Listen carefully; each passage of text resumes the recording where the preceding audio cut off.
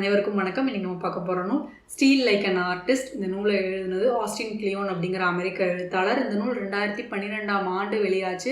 இந்த நூலோட தலைப்பை கேட்டதும் நிறைய பேர்த்துக்கு கொஞ்சம் என்னடா அப்படின்னு தோணும். ஏன்னா கலைஞனை போல திருடு அப்படிங்கிறாங்க. அப்போ திருடுறதுனால தான் அந்த மாதிரியான கேள்வி வரும் இல்லையா? அதுதான் இந்த நூல் பேசுது. உண்மையை சொல்லப்போனால் இந்த நூலோட தலைப்பு அப்படிங்கிறது கொஞ்சம் கிளிக் பைட் தலைப்பு அப்படின்னு தான் சொல்லணும். அதாவது இந்த தலைப்பை பார்த்துட்டு நிறைய பேர் இன்னும் இந்த நூல் திருடுறதை பற்றிலாம் பேசுது, இது என்ன நூலாக இருக்கும் அப்படின்னு ஒரு ஆர்வத்தில் வாங்குவாங்க இல்லையா? அதுக்காக தான் இந்த மாதிரி தலைப்பு வச்சிருக்காருன்னு நினைக்கிறேன். இந்த நூல் அதை தாண்டியும் சில விஷயங்களை பேசுது. இந்த நூல் பார்த்திங்கன்னா ரொம்ப ரொம்ப குட்டியான ஒரு நூல். இந்த நூல் என்ன மாதிரியான நூல் அப்படின்னு பார்த்திங்கன்னா, எப்படி ஒரு கலைஞனை போல திருடுறது அப்படின்னு சொல்கிற நூல். திருடுறது அப்படின்னா பிளாஜரைஸ் பண்ணுறது கிடையாது. அடுத்தவங்களோட உழைப்பை அப்படியே எடுத்து நாம் வெளியிடுறதோ, அடுத்தவங்களோட கதையை கொஞ்சம் கொஞ்சம் மாற்றி அப்படியே நாம் வெளியிடுறதோ கிடையாது. அதுக்கு பதிலாக எப்படி திருடணும் அப்படிங்கிறத அழகாக சொல்லித்தராரு. இவர் திருடணும் அப்படின்னு எதை சொல்கிறாரு அப்படின்னு பார்த்தீங்கன்னா, ஒரு பெரிய எழுத்தாளரோ ஓவியரோ வெற்றி அடைஞ்சிருக்காரு அப்படின்னா அவர் ஏன் வெற்றி அடைஞ்சிருக்காரு அப்படிங்கிறத ஆழ்ந்து சிந்திச்சு அவங்களோட கலையை நல்லா ஆராய்ச்சி செஞ்சு உள்வாங்கி அது போன்ற ஒரு கலையை நாம் உருவாக்கணும் அப்படிங்கிறது. அது போன்ற ஒரு ஓவியத்தையோ அது போன்ற ஒரு நூலையோ நாம் உருவாக்கணும். அவங்க நூலை பார்த்து அப்படியே எழுதக்கூடாது. அவங்க நூல் ஏன் வெற்றி கண்டுச்சு அப்படிங்கிற அந்த இன்க்ரீடியன்ஸ், அந்த பிரிவுகளை மட்டும் உள்வாங்கிக்கிட்டு அதை நாம் நம்மளோட தனித்துவமான வழியில் நம்மளோட கலையில் நம்மளோட துறையில் கொண்டு வரணும் அப்படிங்கிறது தான் இவர் ஸ்டீல் லைக் அன் ஆர்டிஸ்ட் அப்படின்னு சொல்கிறாரு. எனக்கு தெரிஞ்ச இந்த விஷயங்களை எல்லாம் நீங்கள் ஒரு கலைத்துறையில் பயணிக்கிறீங்கன்னா கொஞ்ச நாளில் நீங்களே புரிஞ்சுப்பீங்க. நீங்கள் ஒரு ஓவியராக இருக்கீங்க, எழுத்தாளராக இருக்கீங்க அப்படின்னாவே ஒரு 4-5 வருஷத்துலேயே நீங்கள் புரிஞ்சுப்பீங்க. நீங்களாக புரிஞ்சுக்கிட்டு உள்வாங்கிக்கிற அந்த கருத்துக்களை எல்லாம் இவர் அப்படி தங்கத்தில் கொண்டு நம்ம கொடுக்குறாரு. நம்ம வேணுங்கிறத மட்டும் எடுத்துக்கலாம் அப்படிங்கிற மாதிரி. எனக்கு தெரிஞ்சு 2012 இந்த நூல் வெளியான போது நமக்கு இந்த கருத்துக்கள்லாம் புதுமையாக இருந்திருக்கலாம். ஆனால் இன்றைக்கி இன்ஸ்டாகிராமில் எல்லா கலைஞர்களும் திரும்ப இதையெல்லாம் பேசி நமக்கு கொஞ்சம் புளிச்சு போச்சு இந்த கருத்துக்கள்லாம். ஏற்கனவே தெரிஞ்ச கருத்துக்கள் தானே அப்படிங்கிற மாதிரி தான் இருந்துச்சு இந்த நூல் படிக்கும்போது. ஏன்னா நான் பின்தொடர நிறைய ஓவியர்கள் இந்த கருத்துக்களை எல்லாம் அழகாக காணொலியோட அவங்க ஓவியங்களோட சொல்கிறது பார்த்தது பின்னாடி இந்த நூலை படிக்கும்போது நமக்கு அவ்வளோ சுவாரஸ்யமாக இருக்காது இல்லையா? அதுதான் தோணுச்சு. ஆனால் இந்த நூல் பார்த்திங்கன்னா ரொம்ப சின்ன நூல். சட்டுன்னு என்ன சொல்லணுமோ அந்த கருத்தை மட்டும் சொல்லிட்டு போகிற ஒரு நூலாக இருக்குது. கூடவே நிறைய ஓவியங்களும் இருக்குது. இது என்ன நூலாக நம்ம பயன்படுத்தலாம் அப்படின்னு பார்த்திங்கன்னா, அந்த நம்மளோட மேசை மேலே கேலண்டர் இருக்குள்ள முக்கியமான அந்த கோட்ஸ் எல்லாம் இருக்கிற ஒரு கேலண்டர் இருக்குள்ள அந்த மாதிரி இந்த நூலை நம்ம பயன்படுத்திக்கலாம். நமக்கு தெரியும் இந்த நூலில் இருக்கிற விஷயங்கள்லாம்.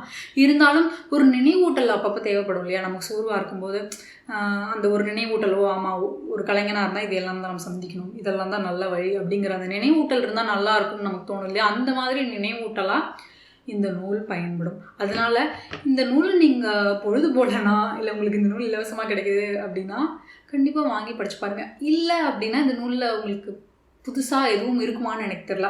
ஆனால் உங்களுக்கு ஓவியர் ஆகணும், எழுத்தாளர் ஆகணும் அப்படிங்கிற ஆர்வம் உள்ள நண்பர்கள் யாராவது இருக்காங்க, அவங்களுக்கு ஒரு நல்ல பரிசு நீங்கள் தேடிட்டு இருக்கீங்கன்னா இந்த நூலை பரிசாக கொடுக்கலாம். நாம் காசு போட்டு வாங்கும்போது இந்த நூல் கொஞ்சம் காசுக்கு போதுமானதாக இல்லைன்னு தோணும். ஆனால் அடுத்தவங்க யாராவது பரிசாக கொடுத்தா அப்படி ஒன்றும் தோணாது இல்லை? அதனால் அந்த மாதிரி நீங்கள் இந்த நூலை பரிசாக கொடுக்கலாம். இந்த நூல் பேசுகிற எல்லா கருத்துக்களையும் எனக்கு உடன்பாடு இல்லை. ஆனால் இந்த நூல் பேசின சில கருத்துக்கள் எனக்கு பிடிச்சிருந்துச்சு. அதுலேருந்து 1-2 உங்களோட பகிர்ந்துக்கிறேன். முதல்ல என்னன்னு பார்த்தீங்கன்னா, right a book you want to read. நீங்கள் என்ன மாதிரியான ஒரு நூலை வாசிக்கணும்னு ஆசைப்பட்டீங்களோ அந்த நூலை இப்போ நீங்கள் எழுதுங்க அப்படின்னு சொல்கிறாரு. இது எழுத்துக்கு மட்டும் இல்லை, ஓவியத்துக்கும் பொருந்தும். நம்ம பெரும்பாலான நேரங்கள் என்ன பண்ணுவோம், நமக்கு 4 விஷயம் தெரியுதுன்னா அதை நூலாக கொண்டு வர முயற்சி பண்ணுவோம். நம்மளோட வாழ்க்கையை நம்ம வாழ்ந்த அந்த நினைவுகளை நூலாக கொண்டு வரணும்னு ஆசைப்படுவோம். ஆனால் அது அடைகிற வெற்றியை விட நாம் ஒரு நூல் இருந்தால் படிச்சிருந்தா நல்லா இருக்கும்னு ஆசைப்பட்டிருப்போம். இல்லை சின்ன வயசில் இந்த மாதிரி ஒரு கதை படிச்சிருந்தா நல்லா இருந்திருக்கும் அப்படின்னு நம்ம ஆசைப்பட்டிருந்திருப்போம் இல்லையா? அந்த மாதிரியான ஒரு நூலை எழுதும்போது அது வெற்றி அடைகிறதுக்கான வாய்ப்பு அதிகம் அப்படின்னு சொல்கிறாரு. அந்த நூல் நல்லாவும் வரும் அப்படின்னு சொல்கிறாரு. இது எனக்கு ரொம்ப பிடிச்சிருந்துச்சு. இதுக்கு முன்னாடி நான் கேள்விப்பட்டிருக்கேன். உண்மையிலேயே நான் எழுதணும்னு ஆசைப்பட்டதே அதுக்காக தான். நாம் படிக்கணும்னு நினச்ச நூலை நாம் எழுதணும் அப்படிங்கிறது தான். நான் மட்டும் இல்லை, செண்பாளன் மாதிரியான நிறைய எழுத்தாளர்கள் சொன்னது அதுதான். ஆங்கில எழுத்தாளரும் நிறைய பேர் அதான் சொல்லுவாங்க. வெற்றி அடைஞ்சவங்க எல்லாத்தையும் கேட்டிங்கன்னா அவங்க சொல்கிறது அதுதான். நான் வாசிக்கணும்னு நினச்ச அந்த நூலை நான் எழுதினேன். டோனி மோரிசன், என்கே ஜேம்சன், இந்த மாதிரியான எழுத்தாளர்கள் எல்லாரும் சொல்கிறது அதுதான். அதனால் நீங்கள் வெற்றி அடையணும் ஒரு துறையில் அப்படின்னீங்கன்னா நீங்கள் என்ன மாதிரியான ஒரு படைப்பை உள்வாங்கணும், அதை படிக்கணும், இல்லை பார்க்கணும்னு ஆசைப்படுவீங்களோ அந்த மாதிரியான ஒரு படைப்பை நீங்கள் படைங்க அப்படின்றாரு.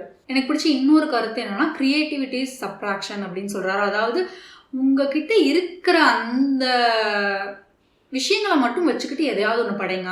உதாரணத்துக்கு உங்களுக்கு ஓவியம் வரையணும் அப்படின்னா உங்ககிட்ட ரொம்ப விலை உயர்ந்த அக்ரிலிக் பெயிண்ட்லாம் இல்லைன்னு வச்சுக்கோங்களேன். அதெல்லாம் நீங்கள் வாங்கணும்னு அவசியம் கிடையாது. உங்ககிட்ட வெறும் பேப்பரும் பேனாவும் தான் இருக்கா, அதை வச்சுக்கிட்டு என்ன செய்ய முடியுமோ அதை செய்யுங்க அப்படின்றாரு. அவர் என்ன சொல்கிறாருன்னா, எல்லா பொருட்களும் உங்கள் கையில் இருக்குது அப்படிங்கும்போது அது வச்சு நீங்கள் வெற்றி அடைகிறதுக்கான வாய்ப்பை விட உங்ககிட்ட ஒரு பொருள் இல்லாத போது அது இல்லாமல் அந்த கலைப்படைப்பை நீங்கள் படைக்கும்போது ஒரு படைப்பை நீங்கள் படைக்கும்போது அதை வச்சு தொடர்ந்து நீங்கள் என்ன சொல்கிறது, பயிற்சி எடுத்து மெருகேறிட்டே இருக்கும்போது அதில் வெற்றி அடைகிறதுக்கான வாய்ப்பு அதிகம்னு சொல்கிறாரு.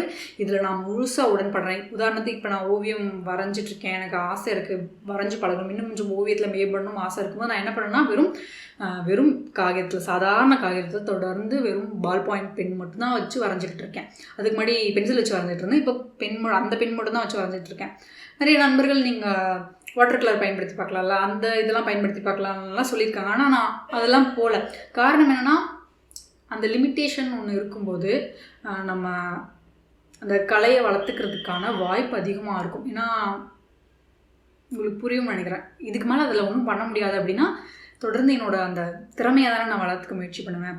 இதே வண்ணங்கள் நிறையா அடிக்கலாம், நிறையா கலர் கலராக எல்லாம் பண்ணலாம் அப்படின்னா அப்போது எல்லாத்தையும் பண்ணிக்கிட்டு இருப்பேன், திறமையை வளர்த்துக்கிறதுக்கான அந்த வாய்ப்பை விட்டுருவேன் இல்லையா. அப்போது அதனால தான் இந்த மாதிரியான ஒரு கட்டுப்பாடுகளோடு இயங்குறேன். அதை தான் இவரும் இந்த நூலில் சொல்கிறாரு. அதை படிக்கும்போது எனக்கு மகிழ்ச்சியாக இருந்துச்சு. நம்ம நல்லா தான் பண்ணுறோம், சரியாக தான் பண்ணுறோம் அப்படின்னு தோணுச்சு.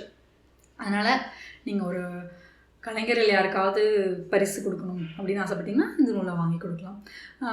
மற்றபடி நான் முன்னாடி சொன்ன மாதிரி இந்த நூல் வெளியான அந்த காலகட்டத்தில் ரொம்ப பரபரப்பாக படிக்கப்பட்ட நூலாக இருந்திருக்கலாம். இப்போ கொஞ்சம் சீக்கிரம் பழசான நூல் மாதிரி ஆயிடுச்சு. அதுக்கு முக்கிய காரணம் சமூக வலைதளங்கள். இந்த கருத்துக்கள் நம்ம ஏற்கனவே கேட்டது தான்.